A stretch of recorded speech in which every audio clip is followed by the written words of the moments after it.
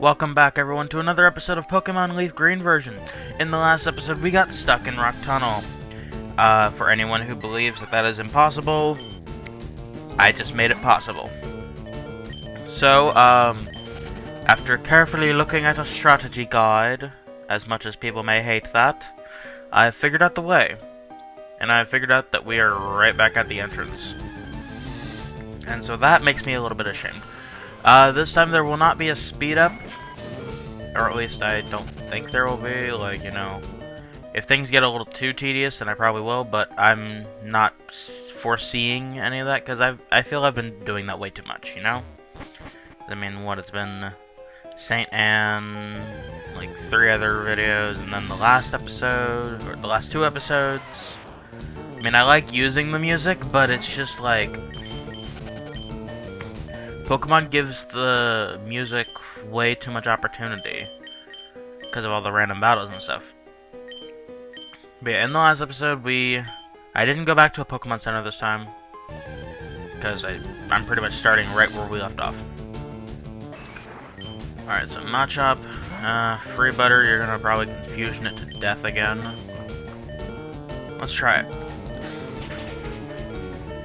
Yep. We're not gonna catch a Machop or a Machoke for a while. But thanks to that strategy guide, I do remember the way now.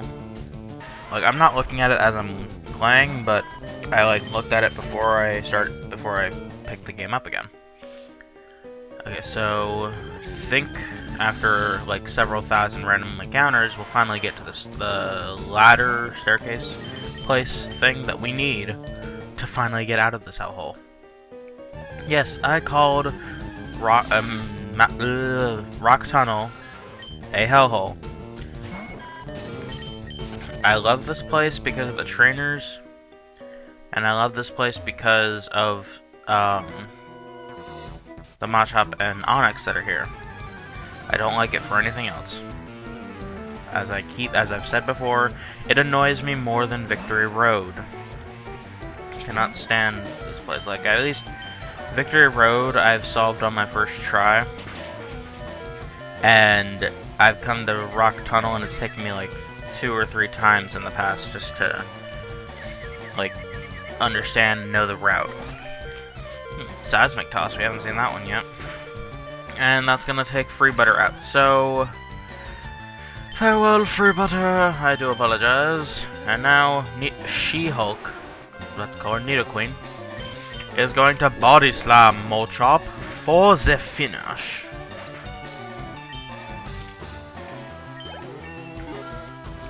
And we are now level 26, alright.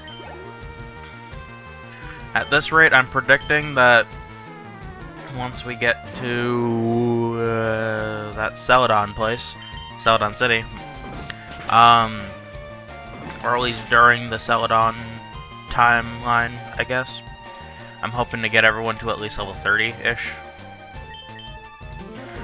Which, I mean, is kind of like a bit over-leveled, considering I think Erica's strongest is like 29. But that's all good. So we defeated Hiker Eric, fired away. And then here's the ladder we need. Did we fight? Yeah, we fought that guy before. Okay, so oh, I don't feel like fighting that guy yet. Or at all, really. Today I just want to get out of this tunnel. It's like I shouldn't have had to split an episode just because I got lost in this place, but that's what happened. Alright, so we got a Mankey. We've seen plenty of these by now. We have DJ Monkey. And you can tell by now that we are pretty over-leveled. The Pokemon around here are like level 17, level 16, and we're averaging around 25, 26. Like, I mean, that's good considering we're like heading towards the 4th gym, which like I said, averages around 27 or 29, but still. Okay, so it's not down here. I may have said that I knew the way, but I meant like the general path, not the actual route. Fake laughter. Okay. So Geodude, you need to roll out of here and get out of this cave, because I'm sure that Brock would be very happy to have like 16 more of you. Alright. We need a good Pokemon up here that needs a level. Let's send out Pidgeotto.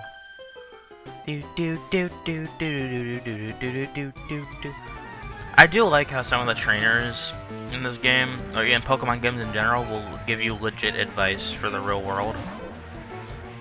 Like this one was just talking about how you can make sure you don't get lost in places like forests or caves, and I think that's pretty cool. That like for the little kids who want to be like who want to camp out or whatever, it's just like you can bend some twigs in the forest or whatever, and that way you don't lose your way. I mean, Nintendo's pretty good with that. Like they'll spread their subliminal messaging and whatever throughout their games, but they'll also give legit advice. Like they'll like, I'm trying to think how to say this. Like they'll throw in their own advertisements kind of things into their games, but along those lines they'll also say what you can and can't do in real life. Like I guess I don't know. There are a whole ton of examples of these kinds of things. Of course, we're gonna find our Pokemon right in front of the damn Pokeball, because you know Pokeballs are swarms for Pokemon. Found one max either. Okay. One thing I've actually been thinking about. If any of you, I'm sure most of you people who are on the internet have heard of this. It's like, I think it's called a Nuzlocke challenge. I was considering doing this with one of my actual DS games, Soul Silver. Like, actually, I'm waiting on Pokemon Ruby and White version to come in so I can do Nuzlocke with those. Because my friend got me into the idea, because it's like, you know, if your Pokemon faints even once, it's considered like not alive anymore, and that's just like, whoa, and you have to release it. And I was like, you know, that's pretty cool, because it's like, I'm gonna sound like the biggest nerd here, but I legitimately care about these Pokemon, even though they're like considered pieces of data and whatever. It's just like the thought of doing this is pretty cool, because it's like, it's apparently supposed to get some ties between you and your Pokemon as friends, kind of thing. Not sure on the specifics, but it's like you can only catch one Pokemon per area, or per new area. Meaning, if it's one of the games where you have to go back and forth between an area, you can only catch one Pokemon the first time you go in there. But I was just like listening to my friend talk about this challenge, and it was just like, that sounds so cool, but at the same time it sounds like you could really get like emotionally attached to like what you would normally consider pieces of data. And then it was like, and then aside from the people who just call them pieces of data, then you have the people who oh, Seismic Toss, I didn't even notice. Yeah, let's get rid of Scratch for that. But, it's like you have the people who consider the Pokemon pieces of data, and then you have the people who, care for the bits of data as it is. So then it's like the thought of these bits of data dying is just completely insane. Especially in games like Leaf Green or the 3rd generation games, because you've got the Pokemon Towers in those ones. I mean, the Hoenn region's Pokemon Tower doesn't have as big of an effect, though. Because, I mean, you don't really have many people in the Hoenn Tower saying, oh, this is my Pokemon, or I came to visit my dead Pokemon, or whatever. But then you go to Lavender Town in the 1st gen games, and Fire Red and Leaf Green, and then it's just like, it's like, they're like, do you believe in ghosts? And then it's like, I came here to visit my pet Growlithe or something. It's just like, wow. You don't start thinking of Pokemon dying, or rather, Pokemon don't feel like they can die until you hit a Pokemon tower, or until you apparently do these Nuzlocke challenges. Which I think is just brilliant. Because, I mean, as a kid, I never would have thought of Pokemon dying, because it always said fainted, and I was like, what does fainted mean? And then it was just like, oh, they just passed out. It's like they got knocked out. And it was like, oh, poor things. Pokemon Center. But it's like, you can't take a dead Pokemon to a Pokemon Center and expect it to survive. I mean, it's not gonna be like, oh, I'm risen from the grave, Pikachu. No, it's just, I mean, unless you're playing Pokemon Snakewood or something, but... just one of those, like, wow factors. But yeah, that's enough ranting about Nuzlockes. Yeah, I was probably gonna do it of Soul Silver, Ruby, and White version. And then Soul Silver would be the second gen game. I'd do it for like a Fire Red, or Fire Red if I could afford a copy of Fire Red, because those are pretty expensive at this point. I mean, I think I see them going for like 30 average. Wait, did that girl just say don't try anything funny in the dark? Really? Wow. Getting funky with it. Pidgeotto, take that bus right out, like, right now. It is disgusting. It's all like, I'm a Bellsprout. Rawr. So we got to level 27, and we are winning. Wing Attack. That's pretty much just as good as Aerial Ace. So we're gonna get rid of Gust. Most everyone else would say, why didn't you just get rid of Tackle? And then to that I'd probably respond, because because Tackle still has a little more power than Gust. I think Gust has like 30 and then Tackle has like 40. I don't remember. Alright, so Wing Attack. Oh my god. We are in the love with the Clefairy. Double slap, double slap, double slap. And it's a legit double slap. Alright, so we're in love. Tough love, baby. Oh, that's like kind of... I think Pidgeotto basically just bitch slapped that Clefairy. Kinda sad. It was too dark. Alright, so another picnicker. You have Pokemon, let's start. Oh my. I think Pokemon turned this woman on. Actually, I can't even call her a woman. She looks like 12. Then again, we're supposed to be 10. I'm never gonna understand Pokemon logic.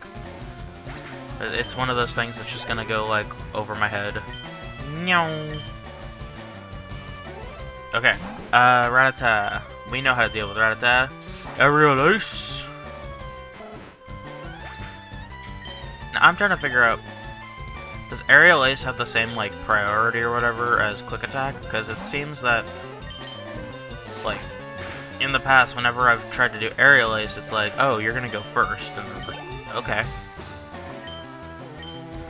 So, Bellsprout, we can finish this off. Just do an Aerial Ace and slash through those leaves. It's kind of hard to believe that in like a Nuzlocke thing, we'd technically be killing these Pokemon, I guess? I'm not sure. I'm not sure how that works. Is it like Pokemon fight to the death sort of thing? Or does the death thing only apply to your Pokemon? I don't know. Alright, so that's a Jidid. And we got a Poil. Poil can be used to sell for lots of money. And of course we're gonna find a random Pokemon right in front of this girl. Because, you know, that is totally the fair thing to do. So, what do you have to say? I came this far looking for wild Pokemon. Pokemon, Pokemon. It's a Pokemon. Everybody Pokemon. Right. Meowth at level 20. We shall release him into this mission. Oh my god, I want the money. Show me the money. So that takes out Meowth. We're almost at the next level. Alright, so once we finish this Oddish off. Oh man, I meant to hit Aerial Ace. Stupid thing. No. Oh my god. All because of one accidental press. Or poisoned. Just to finish it, Pidgeotto. Oy. So 330, we are at level 28. We are the happy. So happy. And now we're gonna switch because She-Hulk needs to get some experience in here. Because, you know, she's She-Hulk. She-Hulk want experience! Okay, so one Body Slam takes that Pidgey out, because that Pidgey is the weak. The weak. I'm out of Pokemon! Oh no! Alright, so what do we got? Ooh. Oh my god. Zubat, go away! Nobody likes you! If you happen to like Zubat, I apologize. But for the most part... Oh, is that the exit to the cave? Oh my god. Right before the damn exit. You would, Nintendo. You would. Oh my god. Okay, so what's out here? We made it! We made it to the outside world! Oh my god, Pidgeotto, you're gonna faint at this point. Do we have anything? No. In the next episode, we're going to go directly south to the next town and hopefully heal Pidgeotto up. Okay, I will see you guys then. Thanks for watching.